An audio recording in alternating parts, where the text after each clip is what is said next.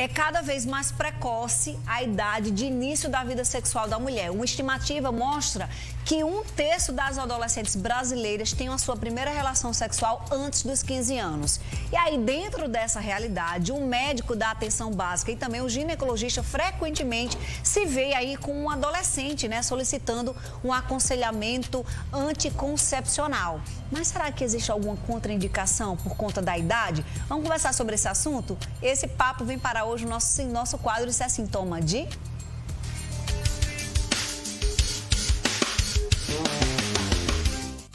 A médica pediatra, a doutora Jaqueline Ticiani, está com a gente hoje, nessa terça-feira. Doutora Jaqueline, seja bem-vinda ao programa. Boa tarde. Boa tarde, Fernanda.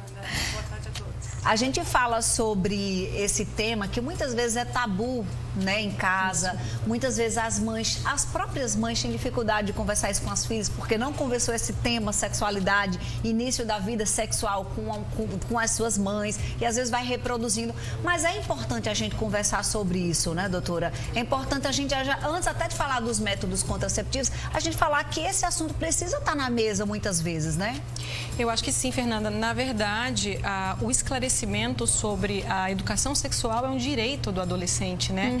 O desenvolvimento sexual, ele inicia na adolescência. Então, nada mais justo que os pais ou os indicadores conversarem a respeito do tema com os adolescentes.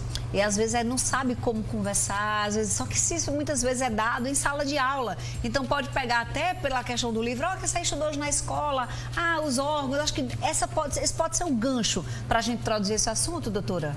Pode, claro, com certeza, porque na verdade nas escolas já existe essa introdução de educação sexual. Na verdade ela deve existir, mas eu acredito que quando esse adolescente ele vive ele tem uma boa estrutura familiar e essa conversa familiar ela é aberta, ele pode utilizar isso como gancho, ele simplesmente pode chegar e perguntar para sua mãe, para o seu pai, na verdade, seus tutores, que são as melhores pessoas que eu acho que podem fornecer esse tipo de informação.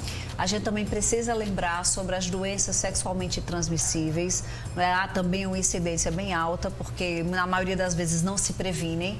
E aí é importante a gente tratar dessa temática também, sobre a importância dessa prevenção, né, doutora? Claro que sim, porque a questão contraceptiva na gestação, que acaba levando a uma gravidez indesejada e com isso todos os problemas que podem acompanhar esse adolescente, quando a gente fala de contracepção, a gente também tem que pensar em outro método anticonceptivo, que é o uso de preservativos.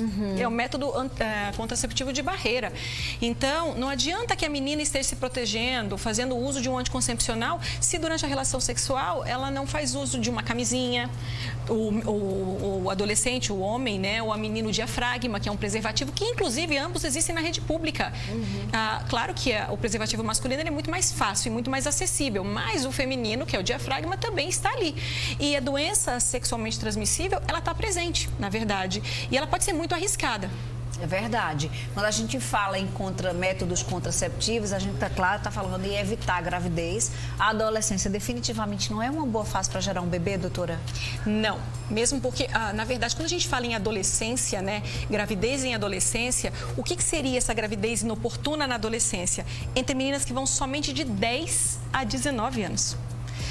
Para você ter uma noção, Fernanda, houve um último estudo feito no nosso país com relação a filhos, no ano mais ou menos de 2004, com relação a filhos de crianças entre 10 e 14 anos, nasceram 28 mil crianças. Muita 10 coisa. a 14 anos. 15 e 19 anos, isso aumenta para mais de 500 mil crianças. Mas, teoricamente, nem toda gestação entre 15 e 19 anos são indesejadas. Às vezes tem casais que acabam gerando filhos, mas mães adolescentes, quando têm filhos, isso gera uma série de risco.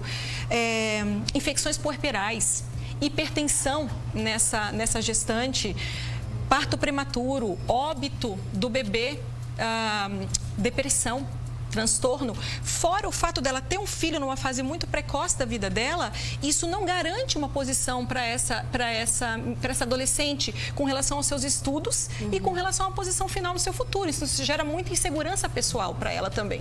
é uma realidade, gente, que às vezes não é a nossa, aí você pensa que não tem casos. Olha o dado que a doutora Jaqueline está trazendo aqui pra gente, né? É literalmente alarmante, é muita adolescente.